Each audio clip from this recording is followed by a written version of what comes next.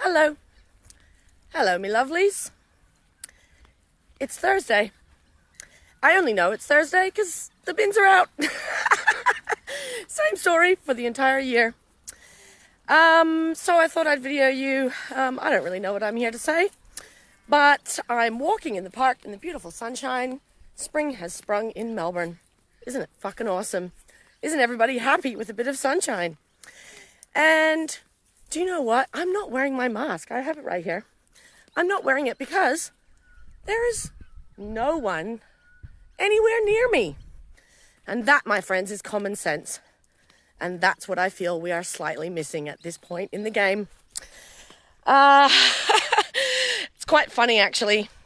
People are still having these really polarized conversations. And I've become a broken record lately.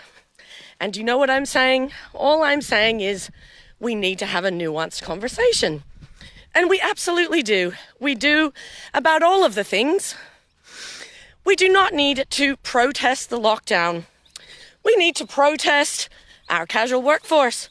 We need to protest fucking scummo and why that cunt hasn't done shit for us in Victoria or really anyone in the whole country since the bushfires, really. I mean, they've thrown some money at us. But, yeah. I also just want to say that Dictator Dan narratives are really unhelpful.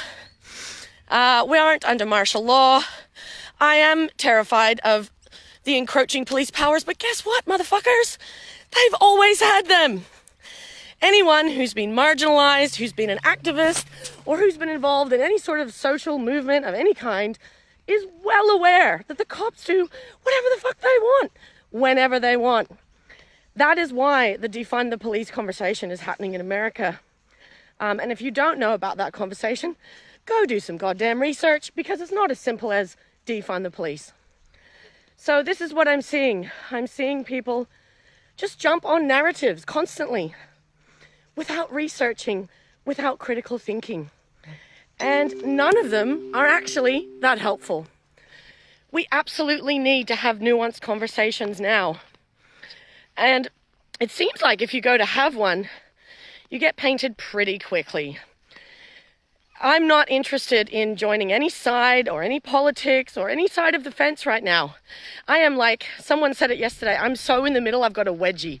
Thank you, Tegan. I've been thinking about that, and I have a wedgie, a massive one, because I'm just not adopting these sides anymore. So the main message I have to you people, my freaky alternative music industry, you know, we are on the edges, we always have been. We live in the most progressive state. Most of us vote green most of the time. You know, why? We've been doing the loopholes for years. I find it hilarious that the government has just put out an ad called "Don't Be a Loopholer." Like, get fucked, cunts. I'm still gonna move in the loopholes.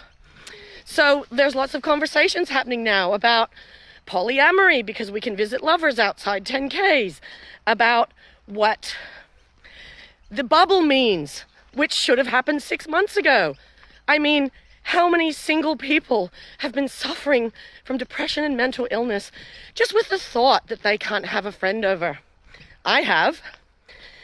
So, common sense is obviously not prevailing right now. It's not really prevailing in the world. I saw a horrible post yesterday, which seemed real, about someone's grandma who got diagnosed with COVID in a nursing home. And then once they were diagnosed with COVID in the nursing home, they were literally left to rot in their own excrement. Now, I hate to say it, friends, but that doesn't surprise me because of what we've seen about the aged care system. It just doesn't surprise me. We've got real problems that need addressing. And I feel like this polarized stuff, I mean, anything you read in Murdoch media is bullshit at this point. And anything you read on ABC, you need to wedge your tongue firmly in your cheek when you read that shit. I don't actually know if any of these news sources are reputable anymore. I don't. I never really have those, so it's not really a huge surprise for me. So anyway, I also really find it shocking and kind of disturbing that when everybody leaves a house or leaves a place, We're telling each other to stay safe. But do you know what we mean? We mean stay safe from the cops. We don't mean stay safe from the virus. I mean, I think everyone's gone through an ebb and flow of fear about this virus. So that at the start, we were scared because we didn't know anything. Then in the middle, things loosened up a bit. Then also in the middle, when the case numbers went up to 700, there was a bit of fear around again. But now I'm at this point where it's like, I still don't know anyone personally. I know one person in Melbourne whose grandma died of COVID. That's it. And yet everybody I know, even the people that were totally getting into push-ups and sourdough, are fucking over it. They're exhausted. They want answers. And how interesting is it that we were, given these little tidbits, but then basically what they announced on Sunday was 7 more weeks of lockdown, 7 more weeks of curfew, 7 more weeks of 5K radius. Fuck me! That is a really long time, friends. Anyway, I don't really know if I've got any amazing takeaways for you today. It's been really hard to work out what line to toe, and honestly, it's changed often. And I think that that's the sign of a critical thinker, all of us. If you just decide one thing, and no matter what information you're presented with, you stick on that same way of thinking, that's not critical thinking. That's literally dogmatic, yeah? And that's the problem that's got us here. So there's new information coming all the time.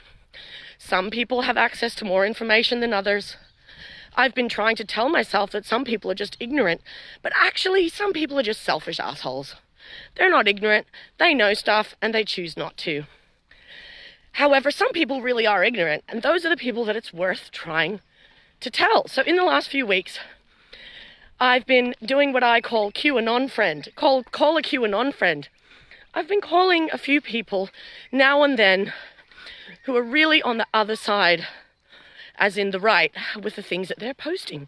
And I've been having gentle conversations. And do you know what? It's gone really well.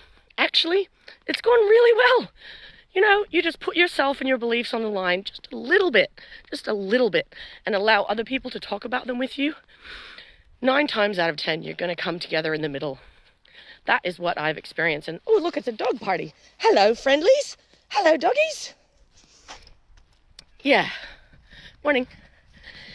So the other thing is, usually I've been pulling my mask up when someone walks past me out of courtesy and respect, because that's why we're wearing masks. But I'm doing a live video right now, so I didn't do that. Sorry, fella walking his dog. Courtesy and respect, friends. That's what we need. We need it for everyone. The vitriol, the anger. How can we hang on to that when it's so beautiful outside? Look at this bush. Look at this Aussie bush we live in. Isn't it fucking gorgeous? I still feel lucky. I still feel lucky when I live in a place when I have a curfew. Oh, one other thing that happened the other day was Yarra Valley Water sent me a letter saying they'd reimburse me for any drinking water that I had to buy when the water was contaminated. Now that is the sign of a well-functioning society. We will pay you back for your $8 brick of water. Wow, that's fucking amazing. I don't know if y'all have been to third world countries, but the fact that we poop in drinking water still astounds me. I actually don't. I have a rainwater tank and I poop in rainwater, but pooping in drinking water, crazy. It's absolutely crazy. So yeah, a bit of perspective can sometimes go a really long way. Anyway, I'm getting out of breath because I'm walking briskly. Beautiful day. Look at all the beautiful flowers. Look at it out here. It's fucking gorgeous. So anyway, the mud's drying up. It's Are You Okay Day, and I'm all right. I'm manic as fuck and struggling with a few things, but I'm all right. How are you guys? Are you guys all right? I really care about y'all. I hope you know that. It's the only reason I've done these ridiculous videos where I have no fucking clue what I'm saying, is because I want to keep us connected. I want to keep us, I feel like part of the problem with isolation is we don't get to talk to our friends about the crazy shit they're thinking and go, well, actually, man, that's not really true because blah, blah, blah. How many of us shoot the shit in backyards and keep each other, I don't know, feeling good about shit? So anyway, there's been room for some paranoia to creep in during this time, and I really hope all that goes away when we can hang out together. Hi, Cam. Love you. Hi, Jazz. Oh, miss you all so much. Miss your faces, miss your hugs. Just miss you in general. All right, have a great day, everybody. Get outside, get some of that vitamin D, because apparently it helps. Here we are, apparently it helps. Bye.